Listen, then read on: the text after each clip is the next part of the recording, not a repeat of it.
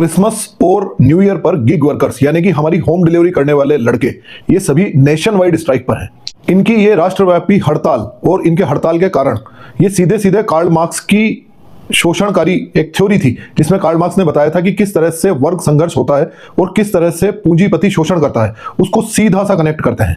एक quick commerce company है Blinkit, जो कि जोमेटो की सब्सिडरी है। ब्लिंकिट का मतलब होता है पलक झपकना।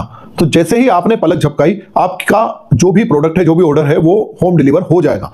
You can understand the anxiety. इस चीज को आप फील कर सकते हैं कि वो चीज कितनी जल्दी आपके तक पहुंचाने के लिए कंपनियां उस पूरे चैनल को मोबिलाइज करती है।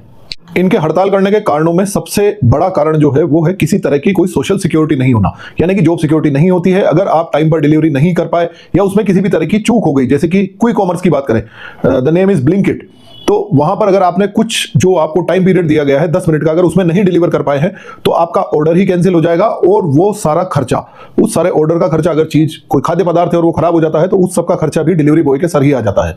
अब बात करते हैं कार्ल मार्क्स की थ्योरी की। कार्ल मार्क्स ने अपने वर्ग संघर्ष के सिद्धांत में यह बताया था कि पूंजीपति जिनके पास कैपिटल है, कैपिटलिस्ट जो ग्रुप है, वो अपनी पूंजी के दम पर प्रोडक्शन के जितने मीन्स हैं, जितने भी उत्पादन के स्रोत हैं, उन सभी को हत्या कर रखता है।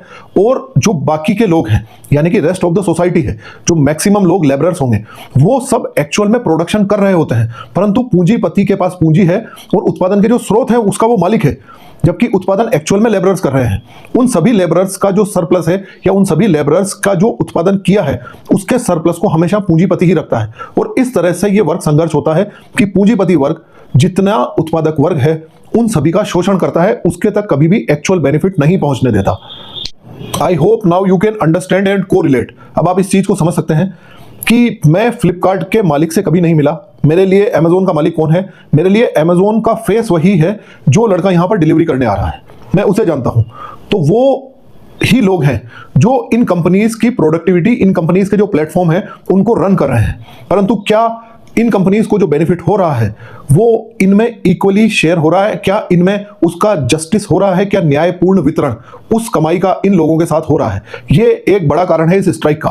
और यहां पर ही रोल आता है सरकार का कि गवर्नमेंट सिर्फ आंख बंद करके चुपचाप से इस चीज को नहीं देख सकती। या भारत डेमोग्राफिक डिविडेंड में है, यानी कि जनसांख्यिकी लाभांश में यहां की मैक्सिमम पॉपुलेशन युवा है और उस युवा के पास रोजगार के साधन कम है, वो बिजनेसमैन नहीं है, तो वो ऐसी ही कंपनियों में गिग वर्कर के तौर पर काम कर रहे होते हैं। अब अगर इनकी वर्किंग कंडीशंस और इनके अधिकारों को लेकर सरकार चुपचाप चुप्पी साधे हुए देखती है और कोई क्लियर कट रूल्स और इनके प्रोटेक्शन के लिए नियम नहीं बनाती है, तो ये बड़ा ही दुखद घटना होगी।